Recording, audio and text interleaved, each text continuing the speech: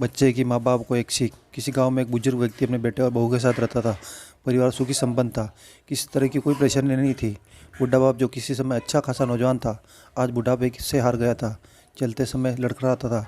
लाठी की जरूरत पड़ने लगी। चेहरा झुर्रियों से भर चुका था। बस अपना जीवन किसी तरह व्यतीत कर रहा था।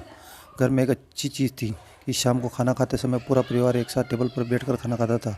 एक दिन ऐसे ही शाम को जब सारे लोग खाना खाने बैठे, बेटा ऑफिस से आया था। भूख ज़्यादा थी, सो जल्दी से खाना खाने बैठ गया और साथ में बहू उसका एक बेटा भी खाने लगे।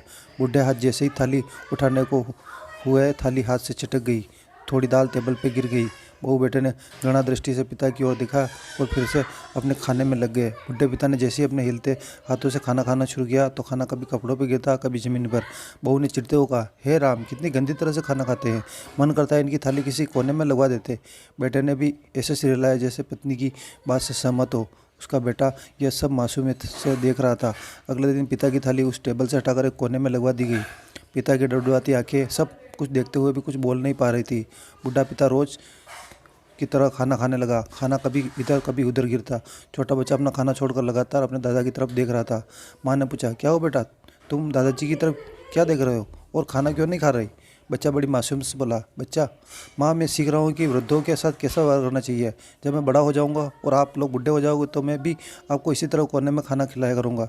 बच्चे के मुँह से ऐसा सुनते ही बेटे और बहू दोनों काँप उठे। शायद बच्चे की बात उनके मन में बैठ गई थी, क्योंकि बच्चे ने मासूमियत के साथ एक बहुत बड़ा सबक दोनों लोगों को दिया।